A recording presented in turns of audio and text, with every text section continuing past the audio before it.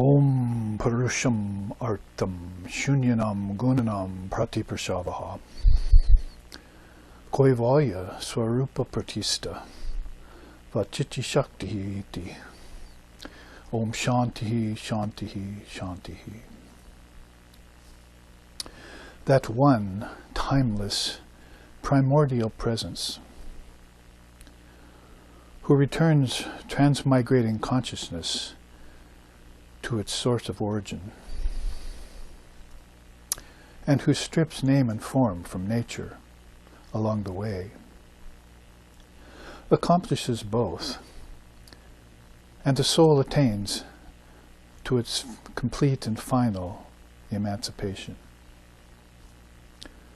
Om peace, peace, peace.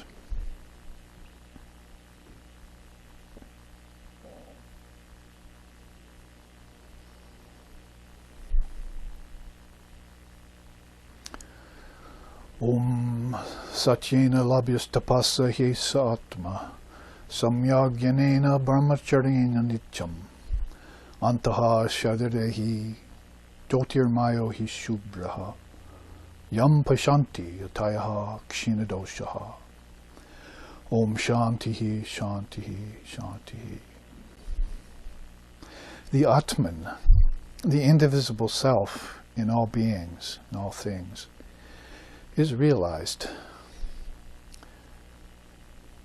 by moderation, by knowledge, by austerity, and by veracity. All of these constantly cultivated. When mental impurities dissolve due to this practice, then the seer beholds the Atman everywhere, existing in everything, even here, in this very mind and body. Om peace, peace, peace.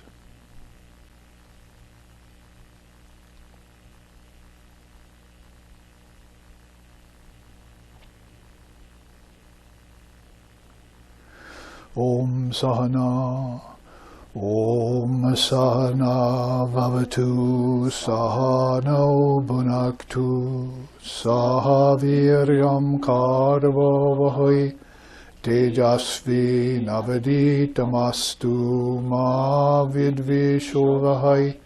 Om Shantihi Shantihi Shantihi. May Brahman, divine reality, protect us. May it sustain us. May it purify our thinking consciousness. May we not find fault with each other, with the world and with the teachings. And may what we study be a source of inspiration to us eternally. Om peace, peace, peace. May peace be unto us, may peace be unto all. Om Hari Om.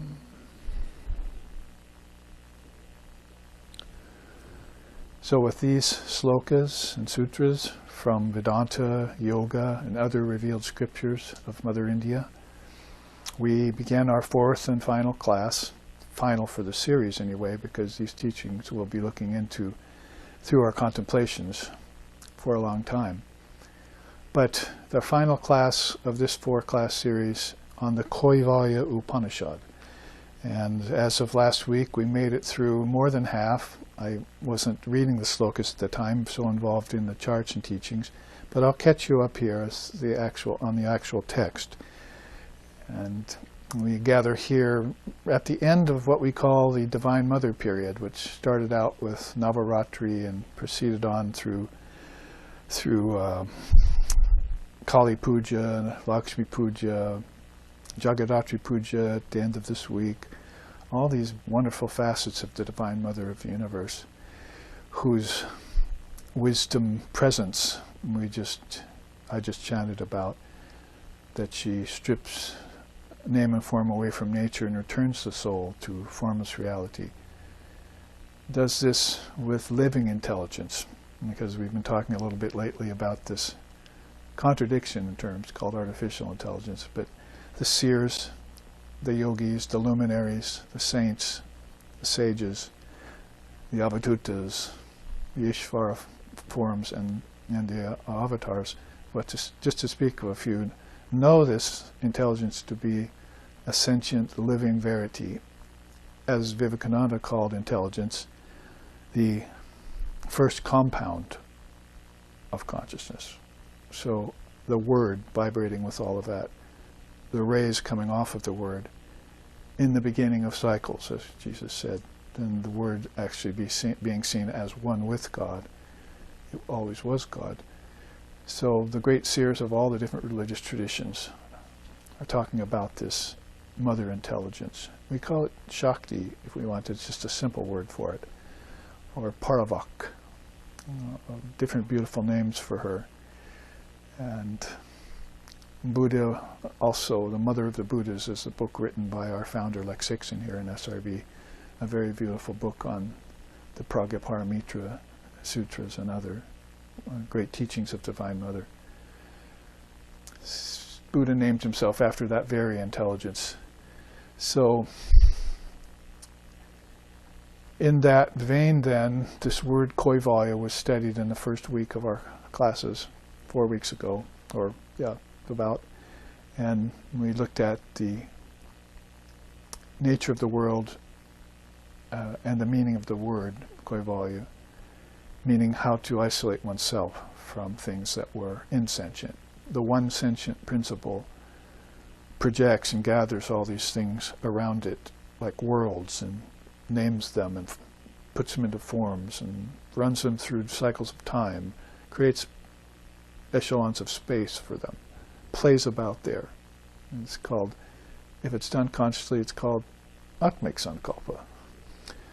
And if it's done unconsciously, as so many people we feel are doing that is maybe they don't know what intelligence really is. They're beginning to play into the hands of Maya even deeper by creating a false intelligence somewhere, maybe made up of code that someone programmed.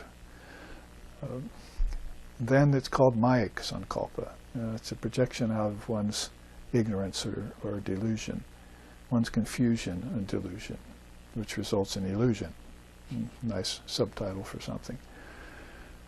So Kaivalya is a precious word then in Sanskrit, and we find that it just means isolation from nature. If you look at it from the standpoint of Lord Samkhya, Lord Kapila, yes, he is the Lord of Samkhya, and how Father of Yoga later, Patanjali, looked at it, and how Vedavyas looked at it later in the Vedantic period, and how Shankara looked at it even later when Advaita Vedanta was coming to the fore.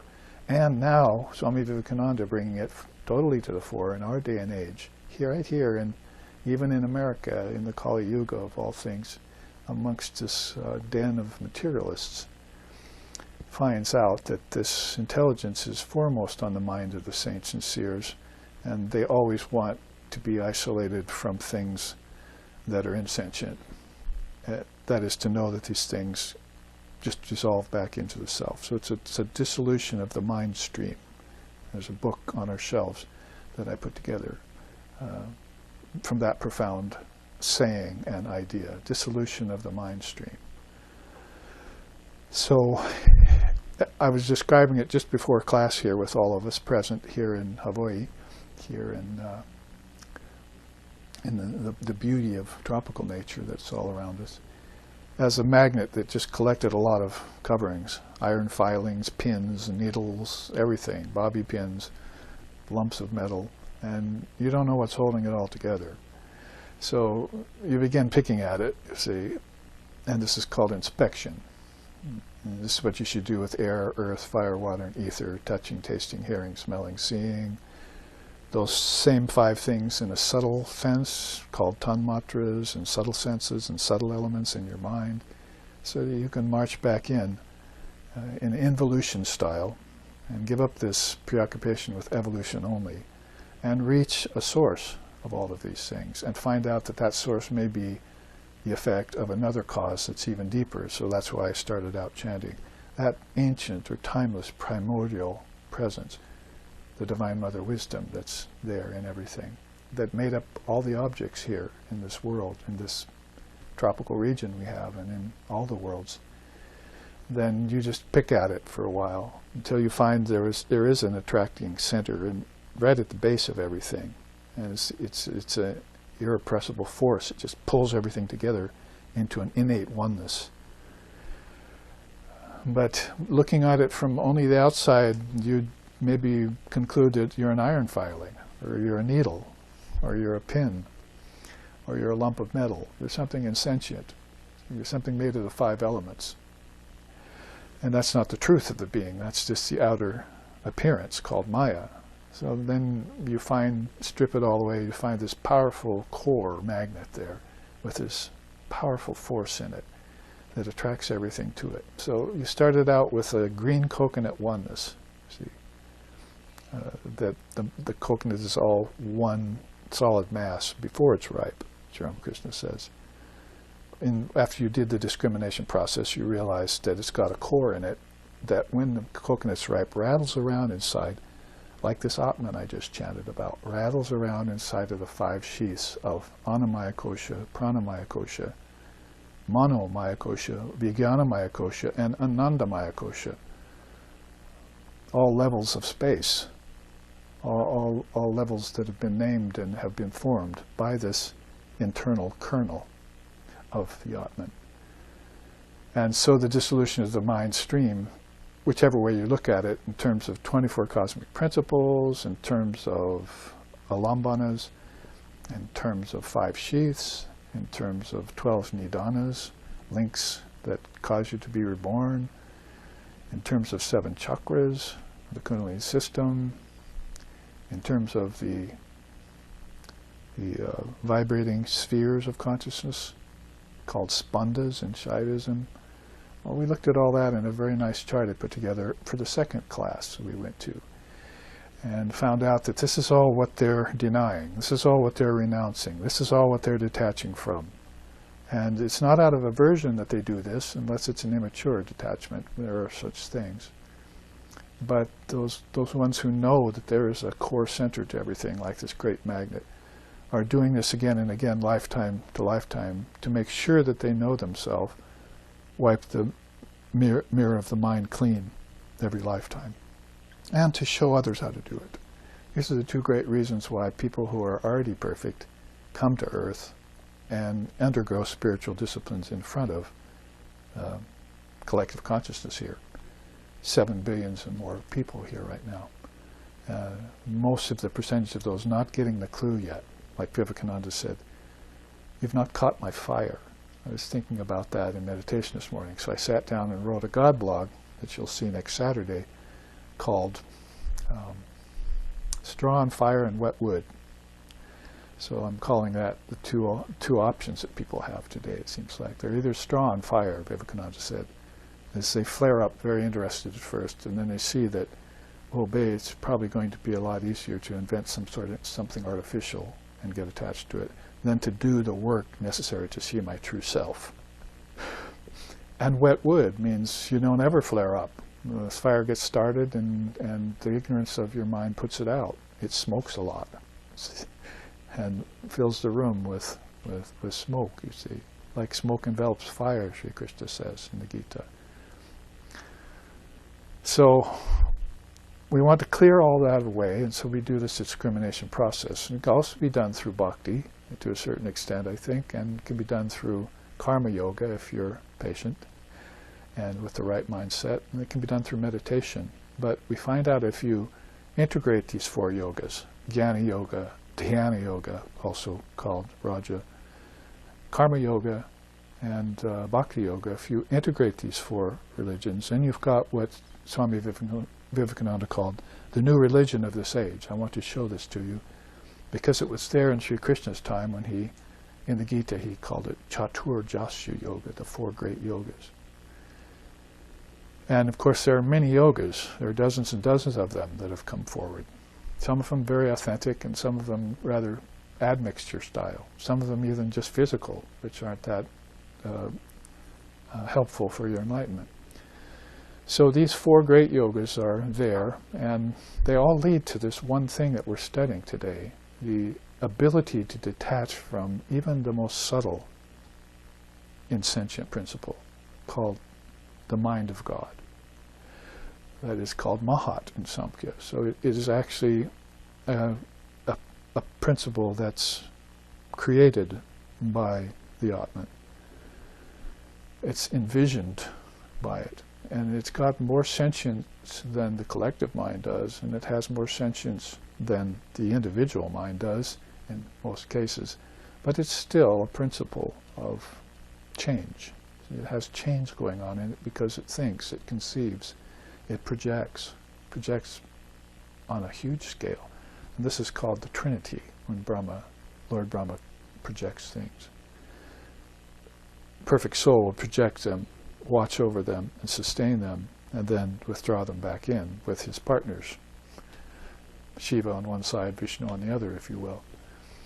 So one will even then go to the cosmic mind and the Trinity and say, what a beautiful set of worlds you've created here. Now I've seen through them, I want free. I've had my bath, I'm clean, I want to get out of the tub. So that's Kaivalya, when the soul desires that. It's the desire for Kaivalya. We have it instanced very well in the Kaivalya Upanishad. Let me catch you up on it.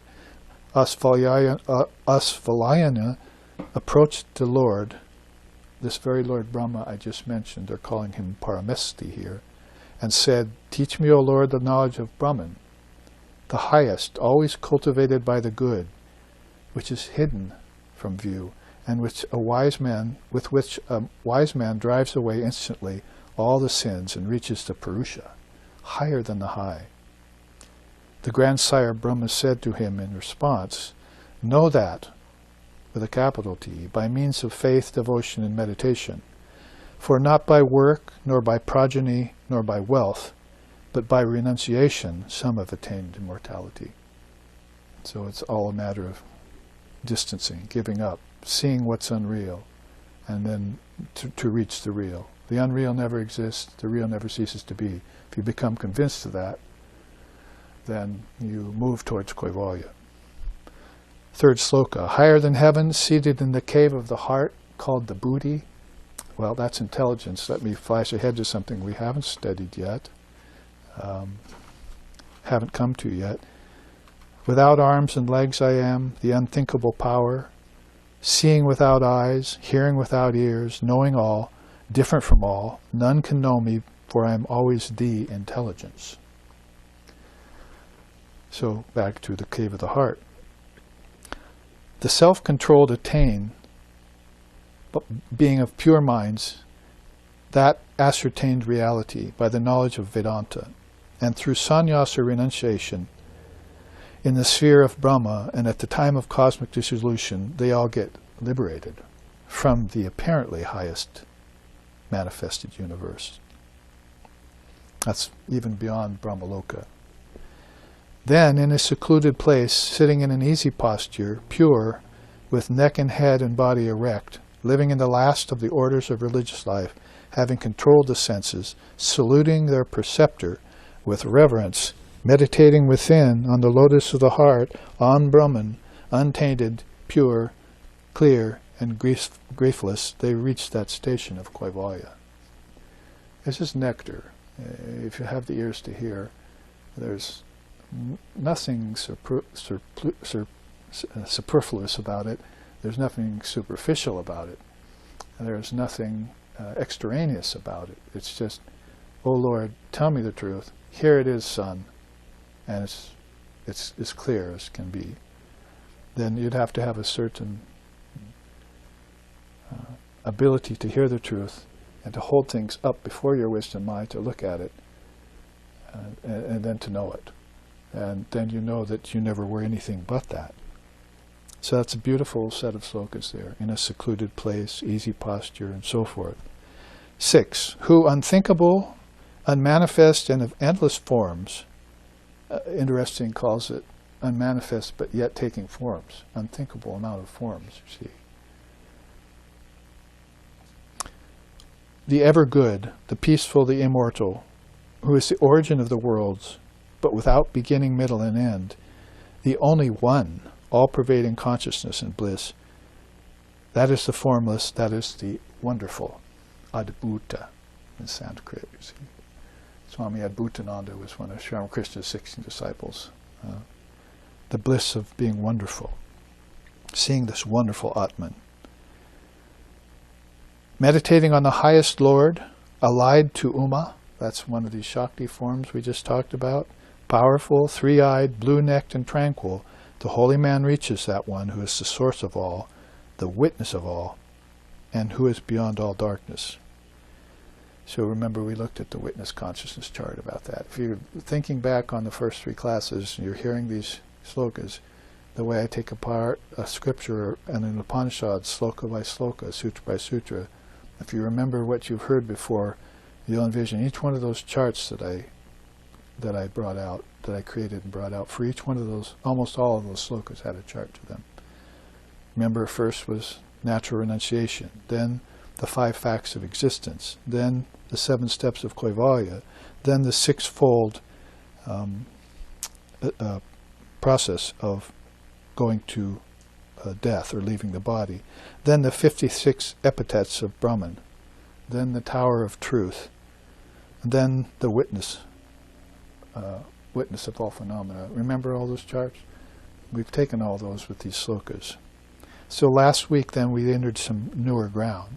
He is Brahma, he is Shiva, he is Indra, he is the immutable, the supreme, the self-luminous, like Svayam Jyoti, see, Sanskrit says, self-luminous. Sun shines by its own light, moon has to borrow. So that's the difference between Purusha and Prakriti, basically. You could also say it's a slight difference between Brahman and the witness, or supreme reality and intelligence that it uses, the word. That one alone is Vishnu, that one is Brahma, that one is Shiva, that one is also prana. It is time and fire. It is sun and moon. That one alone is all that is and all that will be. The eternal. Knowing that one transcends death. There is no other way to freedom but knowing that reality. So here's where we start out with this chart on prana, because he just mentioned he is prana, and he just mentioned that one is death. This chart rather going to be a quick study, because we are reaching, so what I've read for you now is 10 slokas, and we'll go through bites of the rest before the end of the class today. So this one is quite an easy study, but I want to give you the Taittiriya Upanishad's view on prana and death. Prana is the life duration of the animate world. On that ground, it is regarded as sarvayusham, or sarvayusham. Vayusham and vayu is, of course, that force, or universal life. Those who contemplate prana as Brahman attain the full span of life. The soul becomes fearless only when it obtains that secure ground. If it assumes the slightest interval of separation from that identity, then comes fear and death. You see how important your life force is. Not just to digest food, excrete food, move nutrients through your bloodstream, support your body and the bodies of all beings. That's the all-pervasive prana. They're all called right there: expansion, expulsion, coalescence, ascension, and descension. If you want to put it in a little bit more appreciable words. So Taittiriya Upanishad telling us, playing off the Kaivalya Upanishad sloka, that one has to attains a full span of life by knowing this prana. So it's just like we were speaking earlier today about the A, U, and M of Om, and how Pipalada says, the Rishi Pipalada says, if you just master A, you get all this world. So think of how many people are rich, happy, successful, dominating over others, get anything they want, anytime. They've mastered the A of Om. But if you haven't connected it to the U of Om, mastering your mind, because here you are studying the tattvas all the time, whether you just don't know it, you see. So if you come here and they route you towards some occupation because you're interested in it, that's the tattva you're studying. So you'll know one tattva, but you won't connect it to all the others. That's the limitation of education here. Money-making education, Sri Ramakrishna called it. So you want to know all 24 tattvas and connect them, and you want to know them, their origins too. So how limited it is, human life on earth. Man is verily a worm. That's why Sri Ramakrishna said that. It's so limited in its knowledge and its condition. So what to speak of connecting A out here to you, the mind, where it came from, to your deep sleep state when you're in blissful ignorance. That's where you go to retreat from everything, by the way, you see, in your deep sleep state. Okay, I'm playing with waking, I'm playing with things in dream. Now I'm going to go back into my own self. How did he describe that? The highest apparent immortality in the manifested universe. They're so good at making these subtle distinctions if you can read them right. The highest apparent reality. So it's not saying the reality Brahman. It's saying this state where beings hold everything within them like a prakriti laya and can play with nature and can play with projection, can create worlds of name and form like cloud castles in the sky, or run and occupy them with creatures of its own creation and its own fancy, play with them, dissolve them back into its own nest, which is this prana, done by this prana. And all the time doing nothing, going nowhere. Because it hasn't connected the A and the U to the M, to Turiya, the fourth state of consciousness, beyond waking, dreaming, and deep sleep. So this is where, like the Advaita Vedanta, becomes very outspoken and very crucial to knowledge. What Vivekananda represents, what to speak of Sri Ramakrishna and Sri Sharada Devi, Holy Mother. Where Sri Ramakrishna was an Advaitin, no matter how much of a raving bhakta he was, he's an Advaitin. And so you too, all of you who follow him, are Advaitins. So you have to know this non-dual principle, and then you'll be safe in all the worlds, won't it? If you attain that secure ground, then only will you be fearless. Otherwise, there comes fear and death. Oh, my prana is leaking away. See, I never knew about it to begin with, or if I did know about it, I took it only on the level of my outer actions, how my arms moved, how my eyes saw. But I didn't know the actual force behind it that was operating it and also ending it. What does Vishishta say about that? Actually, that's up here. Well, we're reading Kaivalya Upanishad, but what does the Lord of Death say about it? To the careless soul, fooled by wealth and pleasure, the path of the hereafter never occurs. Those who think this is the only world, quote unquote, fall into my control again and again. What Upanishad is that out of? We bring in a third Upanishad here, and we say it's the Katha Upanishad, because Nachiketas was sent to go see death by his father. So he went to find death, found him. His name was Yama. Mrs. Yama was there on the scene. And you know the story if you read the Katha Upanishad. Brilliant Upanishad. So they fall into my control again and again. So he says, if they're fooled by wealth and pleasure and they never occur, the hereafter never occurs to them. What's going to happen after this body falls? So you're not a knower of the prana, you're not a knower of the U of M, and you don't know it all comes out of you. So when you withdraw it, you don't do it consciously, and you get projected with it again. It's like a coconut again, being thrown back and forth on the beach by waves, helpless, see. So these waves are throwing the soul. So therefore you must strike off thy fetters, bonds that bind you down, shining gold or darker baser ore, as Vivekananda said. This thirst for life forever quench, it drags from birth to death and death to birth of soul. There it is. Birth, life, and death. Life, birth, life, death. And it's all under the auspice of Yama, and they have to fear him who don't control their prana.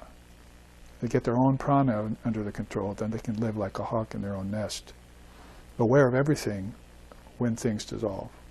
You're left over when things dissolve. That's you. That's your witness consciousness. That's your real intelligence. That's your true nature. That's your Atman. That's your Buddha nature. That's your Busho. That's your birthless, deathless consciousness. That's your timeless, spaceless awareness.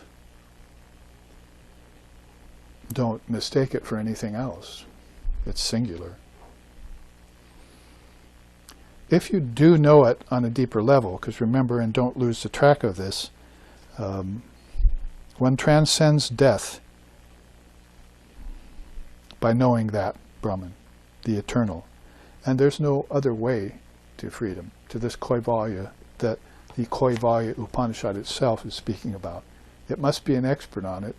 The family of rishis who wrote it and put it forth from son to daughter to their grandsons and daughters and so forth must know about Kaivalya, because they sat down and pulled out 25 beautiful, brilliant slokas on the subject, put them down there for all of time. And will come back again in the next cycle, because these are eternal scriptures. Sanatana Dharma, it's called.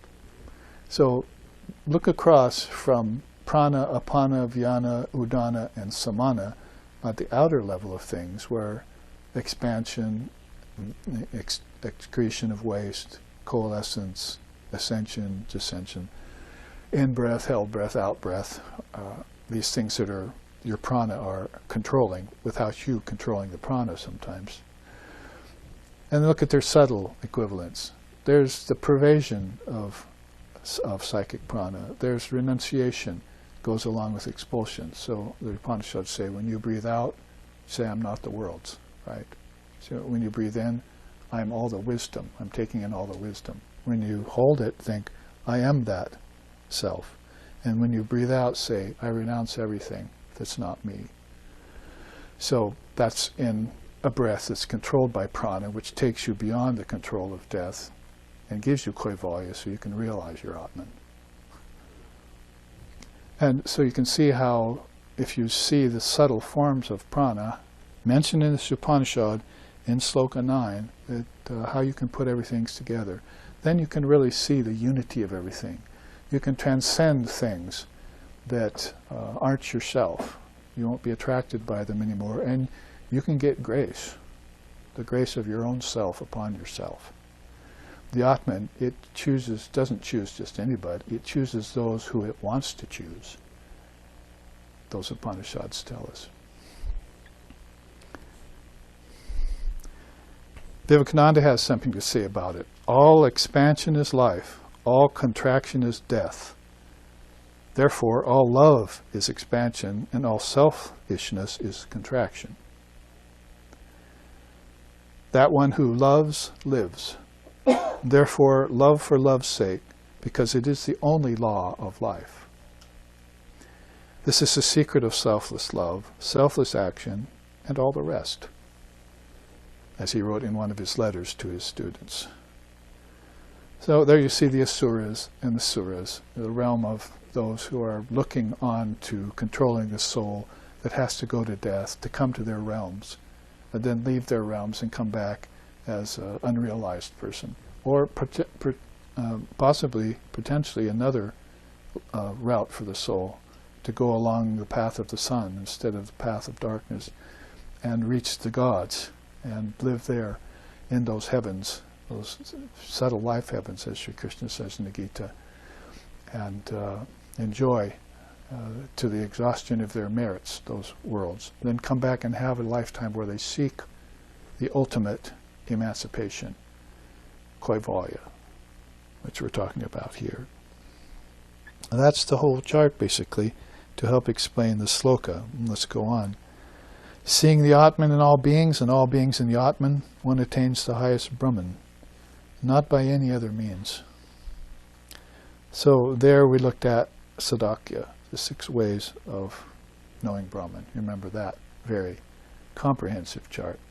And I hope you can picture it all, like with words written in molten gold across the interior of your consciousness, about kala and tattvas and mantras and matras and all those beautiful ways of which the Tantrists love to expound upon and explain to you how you can find the goddess of the word existing in every letter of every alphabet as particles of intelligence that give the meaning, they give the form to the letter, they give the sound to the letter, and they're the meaning of the letter inside of a word. That's how she informs everyone through these words. Everyone's into that. But they don't see the Vakdevi, or the Paravak I called her earlier, that she's giving the sound to the letter, she's giving the meaning to the letter, she's giving its meaning inside of a word, like a mantra or a sloka, like these slokas. She's giving the meaning to us by her presence inside of the letter as intelligent particles. Streaming intelligent particles that come down and flow through everything. Because I'm probably not going to take this, so I'll just say here is these streaming particles coming along. See? Coming from words. We're calling them bijams here. Power words like Om or Hrim. And there you see the Jnana matras coming off of them. Particles. Just like rays come off of a sun. These intelligent particles come off of the word. So you want to utter that word. You want to think it deeply. You want to repeat it many times so that it gets in deep to you and causes you to remember with a divine memory the mother of the worlds. See, we have that in so many chants. Te Jnana Yoga Nugata Pasyan Devatma Shaktim Sagunayana Gudam, for instance. The rishis of ancient India, they beheld the Devatma Shaktim after they had gotten rid of the limitations of their own intellect. And then we have Mantranam Jiva Bhuta Tulya Smrita Shakti Rupaya. She's the very form of intelligence who causes you to remember your true nature. And the seers remember her from lifetime to lifetime. Tulya Smriti. They remember that equanimous one who is from lifetime to lifetime informs their intelligence. Like we just chanted. May Brahman protect us. May Brahman sustain us. May Brahman illumine our thinking process. That's Brahman Shakti that we call into us to invoke divine memory within us so that we'll never have to go back to school again, for instance, or fall into the auspices of death again, so that we have to go back to school thinking that we don't know anything when we are everything. There's just some parts of us that are insentient. It's one part that's sentient. We just have to find that essence and the non-essence, and then we can get thee behind me, as Jesus said. The elements, the plants, animals, all of the various runs of nature are, as it comes down toward the human being as his thinking process, are all there as streaming particles of intelligence out of Shiva and Shakti, right from the word. So, to give it more bearing, the primal substance of all the world, subtler than tanmatras and atoms, reaching from the heart of Mother Kali to the aspiring minds of living beings in the earth, the intelligent particle infuses all manifested things with the very essence of being. Utilized by the yogis for enlightenment and transmission, this unseen increment of pure awareness gives even inanimate objects their existence. It's called vibration, if you wanted to put in a simple term. Everything's vibrating at a causal, subtle, or gross physical level. Svetasvatara Upanishad says that. It should be known that the primal energy of the one Supreme Being assumes various forms. That divine substance is as subtle as a tip of a hair, divided and subdivided thousands of times. Consisting of that self-same irrepressible force, the seers and gods realized it in former lifetimes and fully identified with it then, and verily attained immortality. And verily attained immortality. And verily attained immortality. And verily attained immortality. Echoed in all the Upanishads. Not by work, nor by progeny, nor by wealth, nor by but only by renunciation, some have attained immortality. So a quick view of this, because I wasn't going to spend time on it, but it does come up in context nicely with Sloka 10. Back to then our teaching on where we were. We had just actually finished up this chart on prana of illusion, and I was telling you about the Sadakya. We went through the 6 ways of knowing Brahman and Tantra, and that takes us then on into the Upanishad. I'm going to read you then 4 slokas in a row, which is our next bit of study for this first half. Making the Atman the lower fire stick and Om the upper fire stick, by the repeated friction of knowledge, a wise being burns up the bond. So that's how you used to make fire, right? The American Indians knew that well. If you didn't have some flint around or something, then the lower stick was got in friction with the upper stick, and you started getting some smoke and sparks. So they use that as an analogy here, but the lower stick is your own self, and Om is the upper stick, and this friction that you cause by coming to understand these two is knowledge in you. You create the knowledge of them, and you burn up the bondages. That's an analogy they're using. With the self but when the self is thus deluded by Maya or ignorance, it is that self-same one who identifies with the body and does all sorts of things.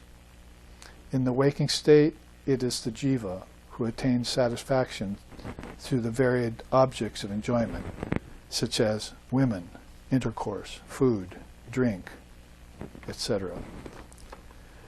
In the dream state, that jiva feels pleasure and pain in a sphere of existence created by his own Maya. During the state of profound sleep, when everything is dissolved into the causal state, this same jiva is overpowered by tamas, or non-manifestation, and comes to exist in the form of bliss. That is his own limited, selfish bliss.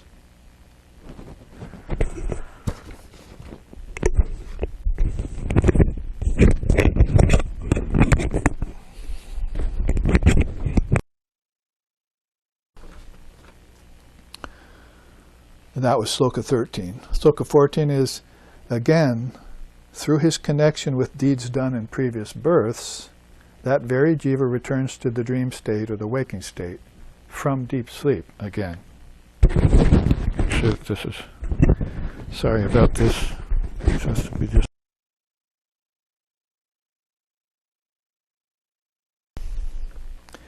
So out of deep sleep, return to dreaming and waking state again. The being who sports in these 3 cities, via the states of wakefulness, dream, and profound sleep, from that being has sprung up all this diversity. He is actually the substratum, the bliss, the indivisible consciousness in whom these 3 cities dissolve themselves. So waking, dreaming, and deep sleep is its preoccupation, from Gaudapada's Karka and so forth, the names of that one consciousness in its 3 states, and what it does in each of those states. I could have brought that old warhorse chart that we look at, the 4 states of our awareness, that you can envision that again. And now you see where this teaching of 3 cities is coming from, and how this, and this is similar to Gaudapada's commentary on the Mandukya Upanishad, how this being sports in the 3 cities after it creates them from its own projection, from existence created by its own Maya, its own ignorance. So let's not blame Brahman for this, or even the Shakti for this. This is our own projection that's going on. And we must then learn how to control it and take it back. Take that back. Dissolve it back into your consciousness from which it came. Everything goes back to its origin. Nothing gets destroyed not even air, earth, fire, water, and ether, worlds, bodies. It doesn't get outright destroyed because it was never really real in the first place. It was a projection, so it's just taken back to its source. And that source is the mind, on us. And the mind has these three cities. That was a bite of 4 slokas, of which I wanted to show you when a person becomes imbued with the mantra transmission. Then you would see something like this taking place. A transformation. And we get this out of a 5th Upanishad mentioned today. Now we've taken teachings from 4 different Upanishads, and this is from the Tripura Sundari Upanishad, which we've studied on retreat before. And you can see here that there are 3 other cities which open up to the being through the practice of mantra, through realizing the meaning of words and how deep they go and meditating upon them. Doesn't that sound like Shravana, hearing, Manana, ruminating upon, and Nididhasanam, realizing? The 3 great proofs of truth, they call that. So simply by sitting attentively and listening, how do you do that? In a secluded place, with an easy posture, with a pure mind, with the neck, head, and body erect, living in the highest order of religious life, having controlled your senses, saluting your preceptor, meditating on the lotus feet, and on the heart, meditating on the pure, untainted, clear, and griefless Brahman. That's how you do it. So make sure you look back. Don't just leave a sloka behind, because you're reading a great mind of a rishi here, who've deliberated upon these things maybe for lifetimes and are keeping them fresh each lifetime, passing them on to their children, which is what we should be doing now in this time, because lack of self-effort is the rust of households.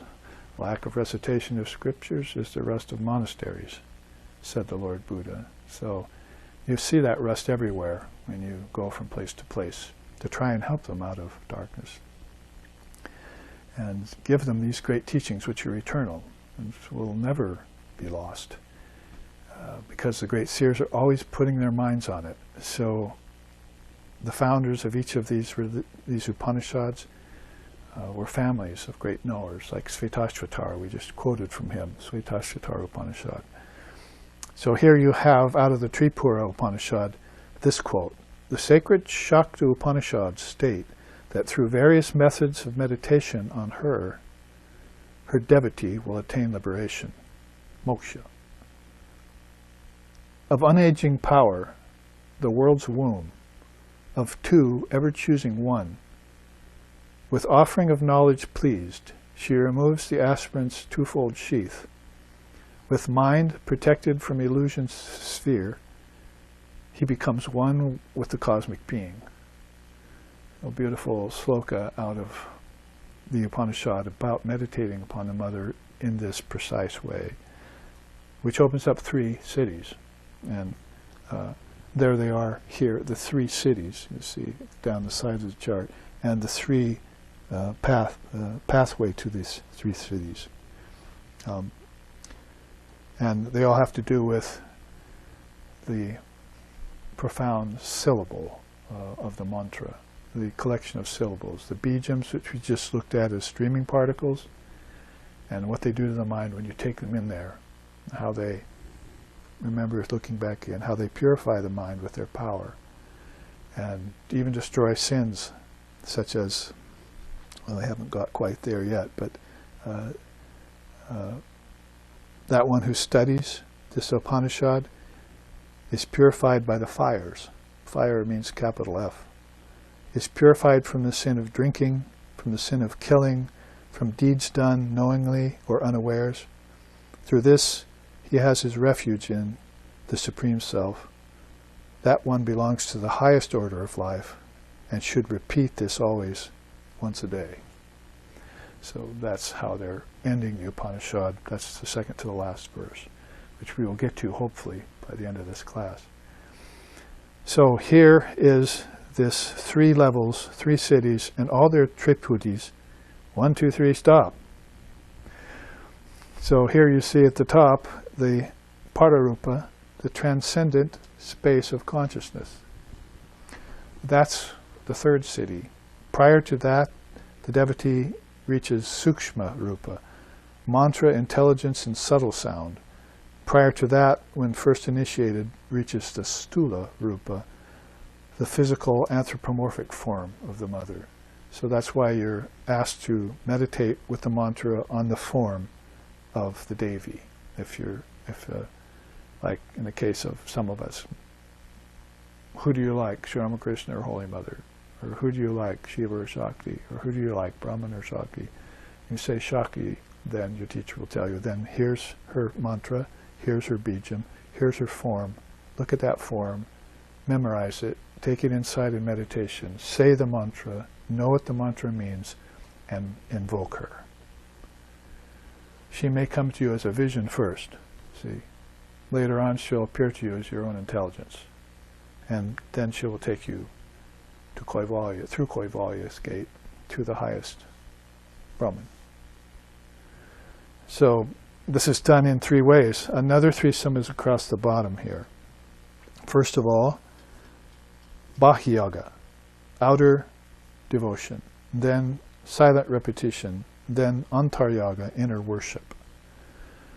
So these are the 3 ways in which you're envisioning her and saying her mantra. And it goes very much too with the Vedic way of the 3 kinds of yagyas or sacrifices. And the kinds of devotion. See? That is Vaidya Bhakti, Raga Bhakti, Prema Bhakti. 3 kinds of love. So these triputis all go together nicely.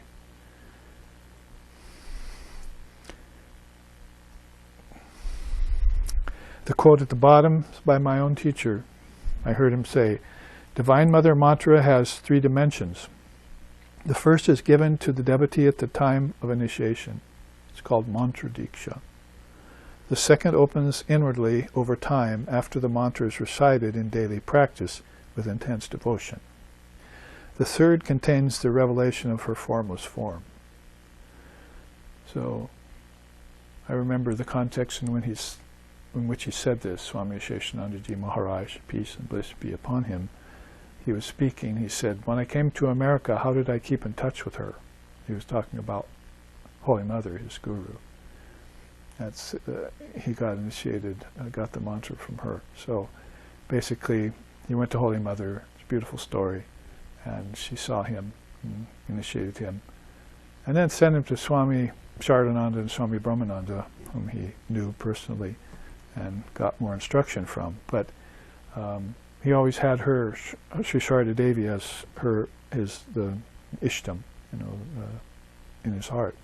So he said one day from the lectern, he said, when I came to America, because he came here and never went back to India again, he's one of those rare swamis that just gave his whole life to us, at the Vedanta Society there in Portland. So I came here, how did I keep in touch with her? Through the mantra.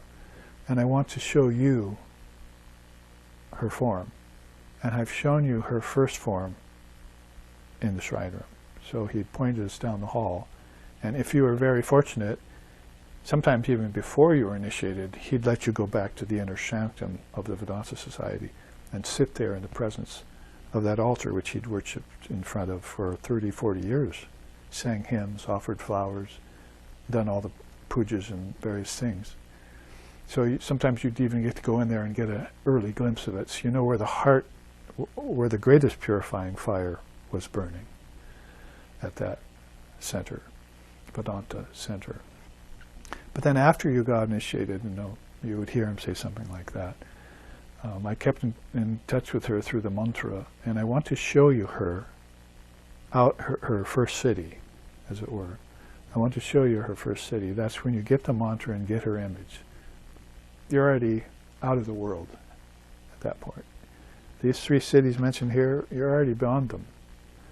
So you go from these outer 3 cities to these inner 3 cities. You get a pass. when you get the mantra. A lot of people don't wake up to this for a long time. And they run away like thieves in the night with the mantra and never use it. When they use it, then they never study it. When they study it, they don't have a guide, so they don't know what it means. So all of this is part of the traditional path, that you would put together things like the three worlds, or the three states of consciousness, or the three ways of reciting the mantra, or the three cities that you just renounced, or the three cities that you're heading for. All of these things are to be conjured up, as it were, in your own mind, so that you understand your path and can walk it with awareness, not just sort of stumble along it. So then the second, he says here, is inwardly over time, after the mantra is received and practiced with intense devotion, then that second city opens up. That's that sukshma city. And then her form isn't so much just a physical form anymore, but you begin to see her as the form of intelligence. She's flowing through everything. That's why you needed to know the prana, right? Because the prana was at her fingertips. The 5 pranas were coming out of her 5 fingertips at all levels. The 5 gross pranas, the 5 subtle pranas, the 5 psychic pranas. Those were all nadis. The forces inside of the nadis that conducted you along this inner journey and awakened you by degrees to her second and third city. And when you get to her third city, then that's her formless form. That's Mother Kali at her best right there. As clear as we can put her or envision her. And so this is all buried with a lot of other, what do we call it here, hidden. You see, it's the best of all, it's hidden, but with it, the wise one drives away all transgressions and reaches the Purusha. It's in the first sloka. So this is how, the dynamics of how that happens. Just thought you might want to know. Now let's go on and take up, since we looked at sloka 14, it's that jiva is actually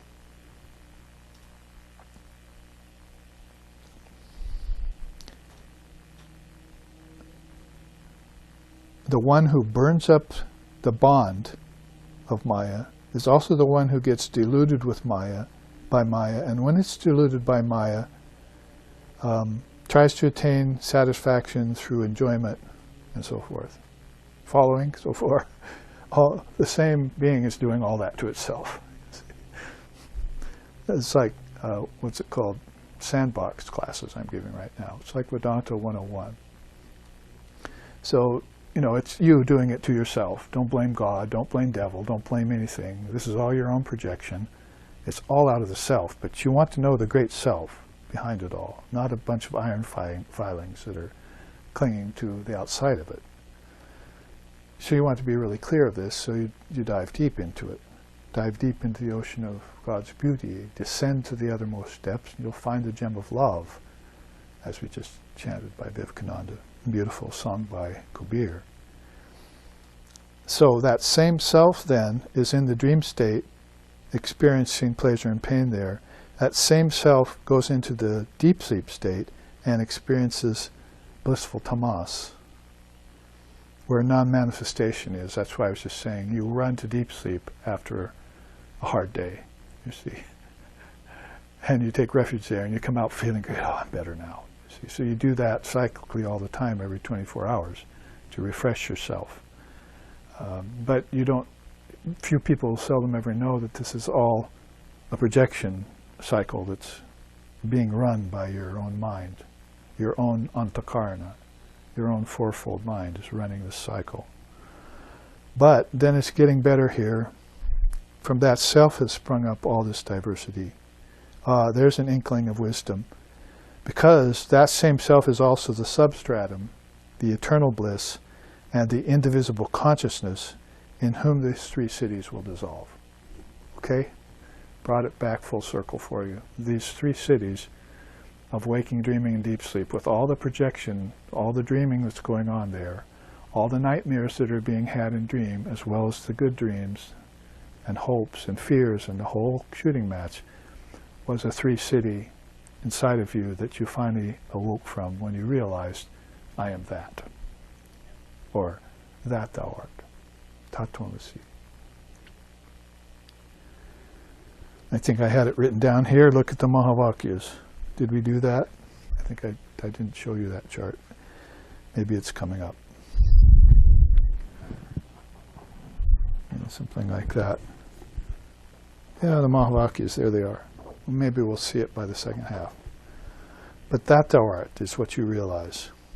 Now, if to put a fine point on it, then I started out the whole class today by talking about Atmik Sankalpa and Mayik Sankalpa. And this is a very beautiful chart, which we don't have occasion to delve into, but this sloka itself here, this set of three slokas, 11 through 14, really brings up some of these teachings.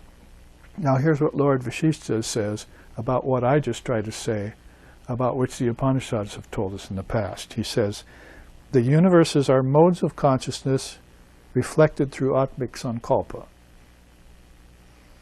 the divine will of Parabrahman, which is said to evolve them all out of itself for the purpose of sportive play. So, okay, Advaitas, well, we'll allow for it. Why would the Lord want a sport? Of course, is one of the things he would say when it's got everything in it. Aptakama, they call that. Shiva is aptakama. It doesn't need, Krishna said that in the Gita, I don't need anything out here anymore. I come here just to help you, loka sangraha, to help these realms realize what I've realized. So you go to Shaivism, you go to Vaishnavism, you find out the ishtams of each of those lineages and paths are saying pretty much the same thing. If you go to Advaitists, then they're going, all right, well, we'll allow for it. Go ahead and sport all you want.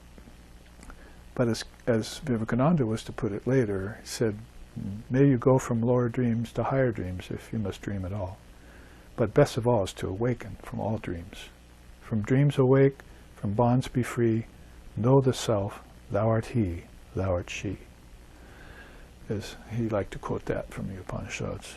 So let's just say here that this is, in fact I can go back here, she awakens us from the two sheaths. You remember hearing that? These twofold sheaths. She awakens the soul from the twofold sheaths. So in this case, we've got these dualities. Like say here, one path is Jnanam, but on the other side you've got, competing with it, Ajnanam. Remember Sri Ramakrishna saying that avidya shakti is stronger than vidya shakti here on earth. So in the Burloka here, ignorance is stronger than wisdom. And of course the wisdom he's speaking of there is the wisdom that will give you Kaivalya, that will awaken you to your true nature. He's not speaking necessarily of the aparavidya, because that lower knowledge is really can be classed as Ajnanam in a certain sense. So at the top of all of this is Parabrahma, which is mentioned right here, which is that supreme reality. Souls get into it then along these two trajectories. And I'll go through these quickly, so hold on to your hats or whatever you're wearing. Jnana is one side, Ajnana is the other. So those who are into conscious sport, they have their Jnanam with them all the time. Those who are not, they're ignorant of their true nature, then they have this ignorance to deal with all the time in all of its results. Again, you should see here, going down the middle of the chart where her august form is, you see that on one side is nirvana, on the other side is samsara. On one side is reality, the other side is relativity. On one side, if you work your way down her form, is sadhana, and on the other side is worldliness. Further down, you'll see on one side is realization, and the other side is complacency. So you've just seen these two sheaths that she awakens every being from, and the two sides of everything with a dotted line right down the middle. Which way are you going to use her wisdom to access? Or you could say, are you going to use that wisdom to access your life as a divine play, as Atmik Sankalpa, or are you going to fall into Mayik Sankalpa with all of its ramifications? Like, so I show you the death chart again, coming under the auspice of death and living lives, rebirths again in ignorance. See how it's all connected so deeply in many ways. So, again, one side there's Lila Sankalpa, divine will at sport. On the other side, there's Mayik Sankalpa, the power to obscure things. So you could actually put another entry in here, which could say Prakasha Shakti and Avarana Shakti. You could put those off. Shankara put those against each other.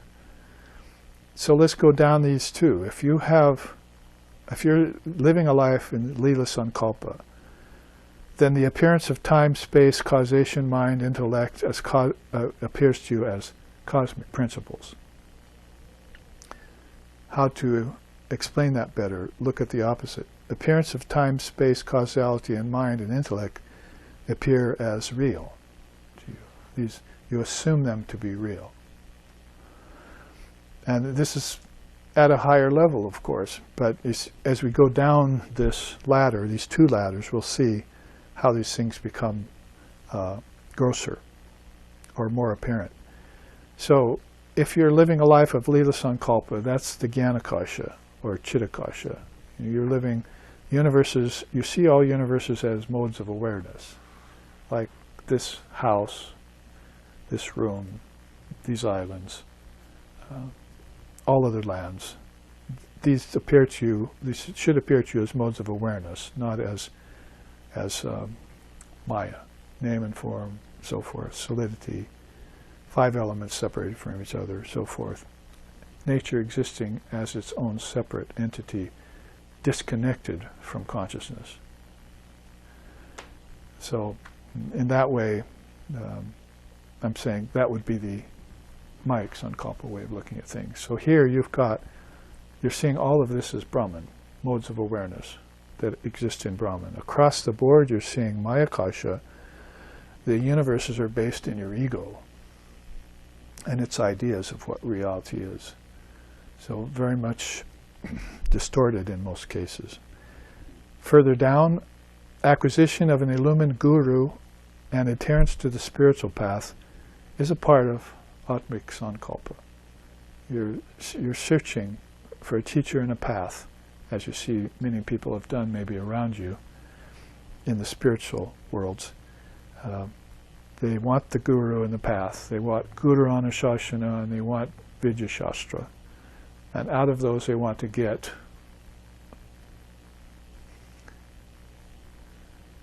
what happens after you get they get anubhuti, basically, you see. So you get direct experience when you get a guru and a path. You practice those two, and then you get this direct spiritual experience. But in Mayik Sankalpa, reliance on the ego-mind complex gives rise to the belief in conventional paths. So you're following irreligion, or you're following fundamentalism, if you're following religion at all. Because there is the possibility just to X religion out of the equation and just be worldly. Just think that I am the body, I have one lifetime, this world is all that exists, and it's all physical, and game over. It's just you live once kind of thing. If with no consideration of what lies within you at all, ever. Death is standing by there. Yama's rubbing his hands and waiting to get a hold of those souls to send them back for regrooving, as they say. We're coming down the ladder here of a somewhat complicated chart, but you can see this is how a conscious soul does things when it takes on a birth, living a conscious life, and what happens to other souls who throw it all to the four winds or let it all go. Complacency, as it says down here. That's why these two sets of dualities here are sort of graded or gradated. So now we're reaching this period where sadhana is important to the person who is projecting consciously. What does the yogi do with his mind and its projections? We want to know.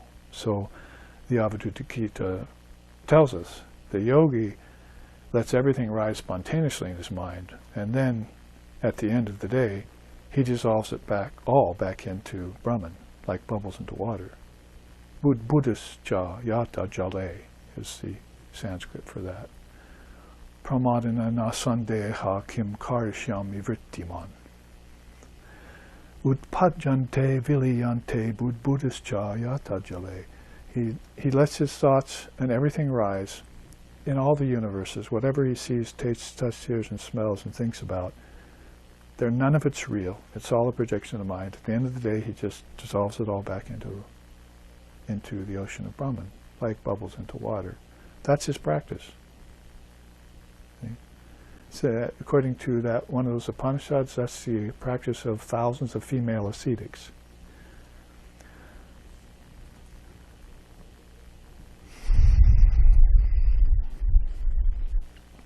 And you know that Upanishad, where that Upanishad's from, because we studied it, the Annapurna Upanishad it's called. We studied it just a month ago at Windward Waters in our retreat.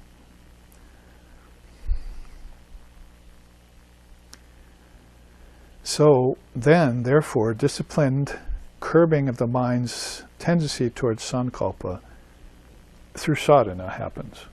They realize they can't let this play of consciousness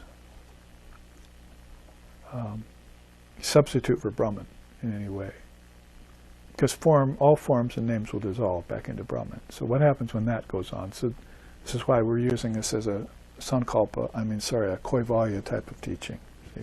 This is really heading the soul for sankalpa, for its final emancipation, as the father of yoga says. But there across the board in Mike sankalpa, the deluded are contemplating the things of this world as being the only reality. To them, all of this is real. It's not ignorance at all. That's just what is. It's practical, so-called. And so they don't have any thoughts about the origins of what they see outward, like Purnamadaha, Purnamidam, Purnat, Purnamadachate. Everything outside came from what's inside, and it's all infinite. But out here, it's an infinite amount of finite things.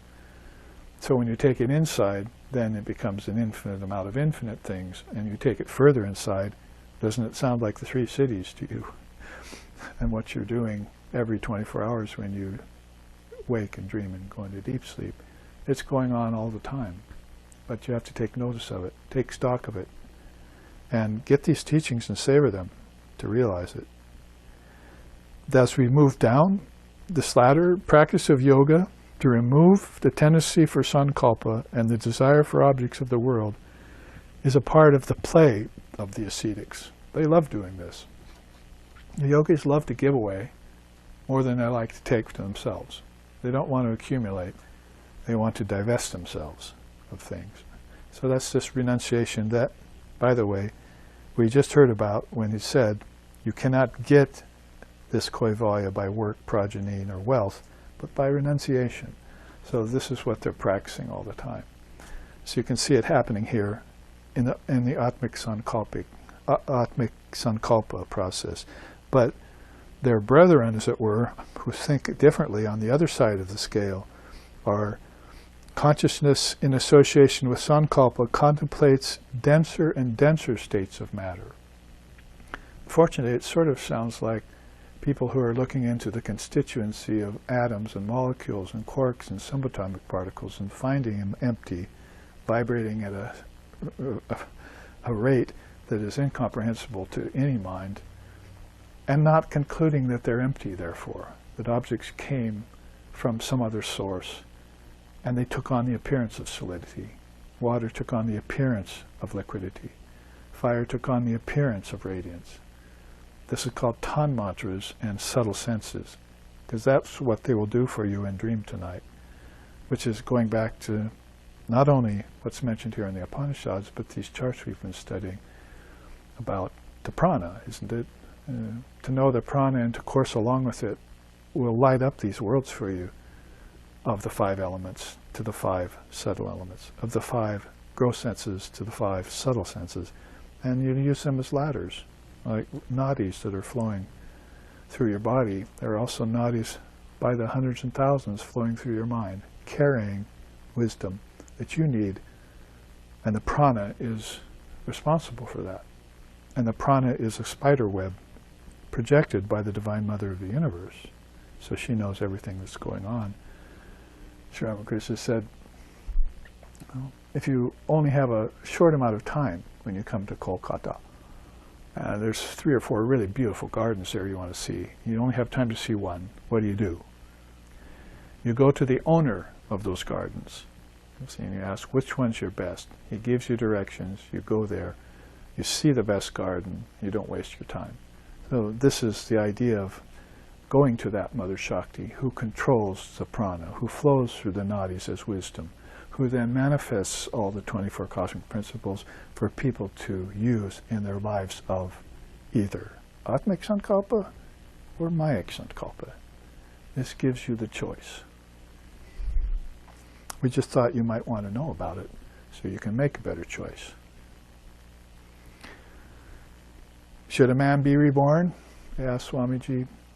I certainly hope he will not. Not that he can do so in full consciousness. You don't want to venture here. Fools rush in where wise men fear to tread.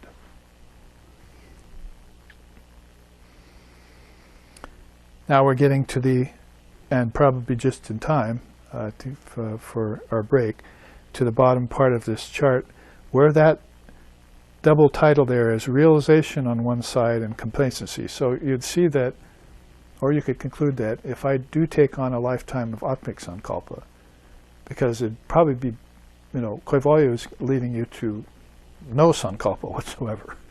That's indescribable bliss. So you're having a lifetime here of Atmik Sankalpa, like the gods and like the Trinity and so forth. You're at higher levels of consciousness, maybe never to return to the body again, as these poor souls will have to do in lack of wisdom or in ignorance, which they're telling us about here. But you can see then that in the Atmik Sankalpa, realization is at the hub of everything. They're playing, but they know that there's a granny to go home to. You see, it's hide and seek from themselves, and they can enjoy it along the way. And then at the end, they want to make sure they get this Kaivalya door open to them. Call it salvation on a lesser level, if you want. But liberation is a much more serious matter and much more higher attainment than salvation. So, attenuation of sankalpa via the practice of asamvedana, non-receptivity to desires. Satiation never comes. I was just putting that in one of my God blogs today for Monday, if you want to look at our beautiful ashram of the subtle realm website, ASR we call it. You'll see those beautiful God blogs coming out, which are very simple and easy to digest. And I was writing about that satiation never comes principle. Desires never get fulfilled. Hopes always get dashed. And so that's what's in store for people who put all of their stock in the world, who try to worship mammon instead of God. They take the world over divine reality. So, asamvedana, you just become, through this maturing process, non-receptive to things that you know will not give you, or will stand in the way to your realization. No, I don't think I'll do that. No, I don't think I'll think that. No, I don't think I'll go there. I'm not going to act that way. On all levels of your consciousness, whatever you're doing in the Atmik Sankalpic process, you're saying, no, I renounce, no, I renounce, no, I forgo, no, I give up. And just to be content with myself, as Krishna says in the Gita. Be content with anything, Arjuna. If you could just follow those 3 words, be content with, 4 words, 5 words is it? Be content with anything. then you'd really make grand spiritual progress. Across the board, though, longing for desire-based existence in an embodied condition leading to cycles of birth and death is going on. Trying to pour gas on a fire, they call that, instead of water. Oops, I got the wrong liquid. So these desires are constantly flaming up. And right now I ask you to envision and look back on 2 weeks ago when we studied the 12 nidanas of Buddhism. The links of the chain, that's what's going on. Well described by that Buddhist tradition. In the 12 nidanas, one of the three of the great truth teachings of Buddhism. So that fanning up of desires is going on, and to get rid of it effectively, for the ordinary practitioner, they say will probably take 3 lifetimes. So unless you intensify your practice, you might be able to do it in 1. Or if you really know what you're doing with a good guide, 6 months, Vivekananda said, you should be able to get free of a lot of these burdens that you're carrying unnecessarily. All right, the penultimate entry down here on the Atmik Sankalpa side is contemplation of everything with the Eye of Abava. I see that it doesn't really exist as separate from Brahman. Probably want to add that in, because everything exists all the time. It's just a matter of whether it's manifested or unmanifested. And when it's not there, unmanifested, it's just gone back to a seed form. Nothing gets born, nothing dies. Nothing gets created, nothing gets destroyed. That rule of thumb is fear-destroying, doubt-destroying wisdom when contemplated in the mind of a practitioner who's serious about Atmik Sankalpa to Kaivalya to moksha. On the other side of the chart here, though, experience of pain and acceptance of suffering,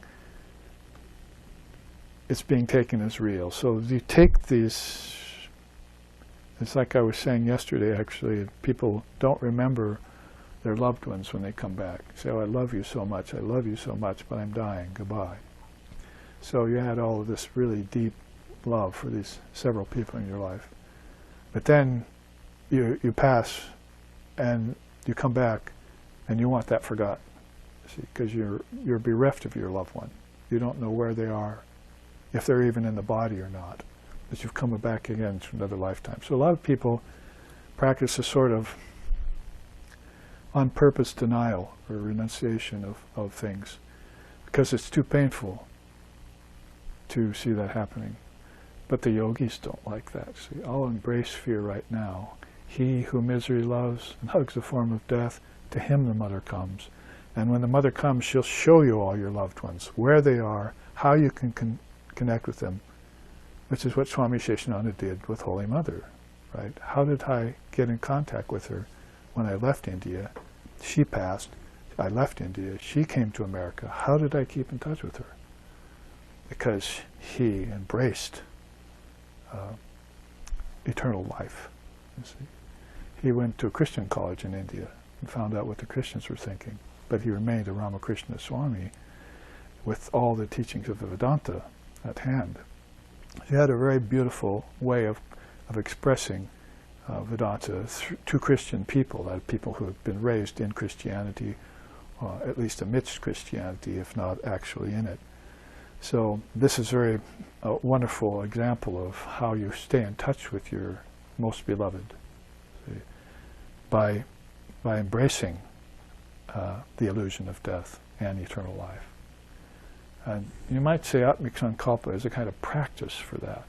See? Life should become practice. Like, your whole life should be a rehearsal for death. Vivekananda put that, the minute you're born, you're rushing towards death. So why not rehearse it? So sit there and die. I am not the body. Oh, I'm dead already. See? Now I'm not the 5 senses. Up, there it goes. I can't even use those. Oh, but guess what? I'm not the subtle body in dreams, and I'm not the subtle senses in dreams either. Oh man, you're taking everything away from me. See, what's going on here? Now I'm going to take away your breath. Your prana is gone.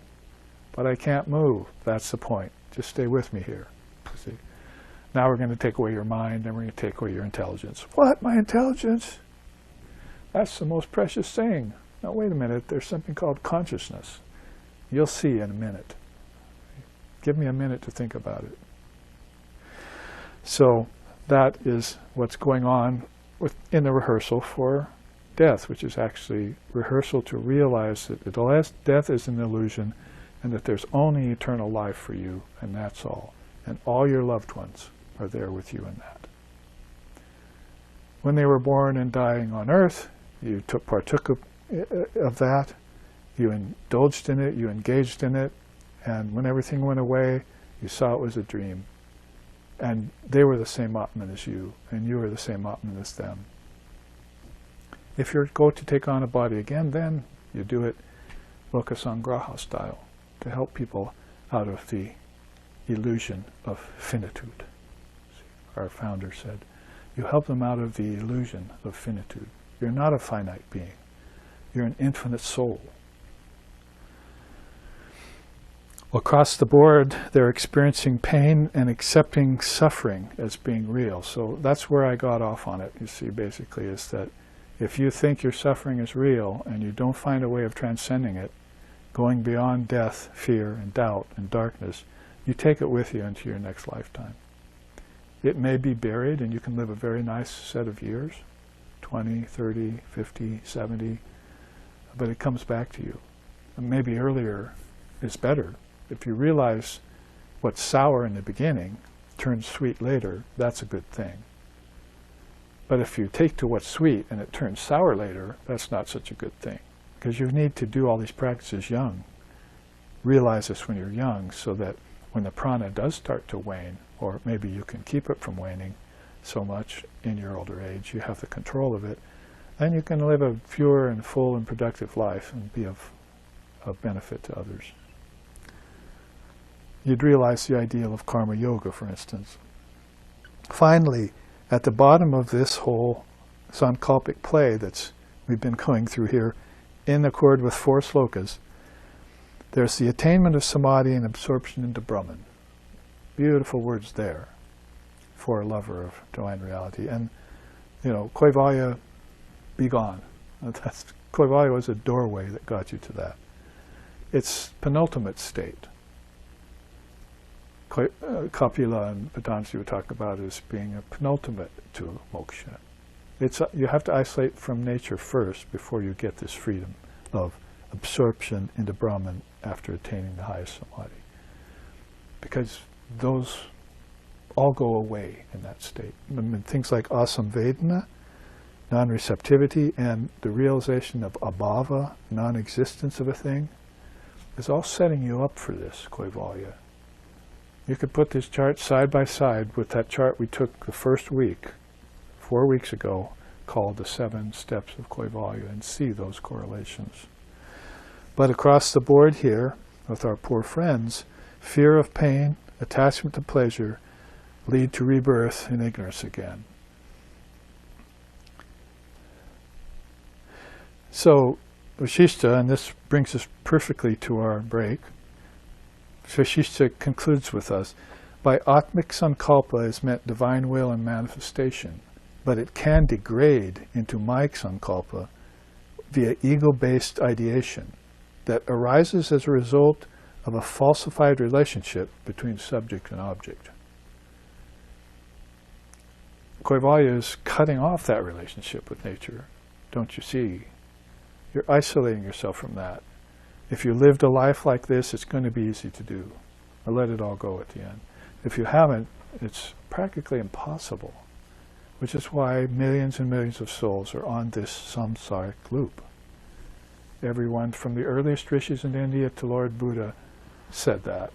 And it came back as teachings later on with Patanjali, Shankara, and then finally here with the new dispensation of Sri Ramakrishna Paramahamsa.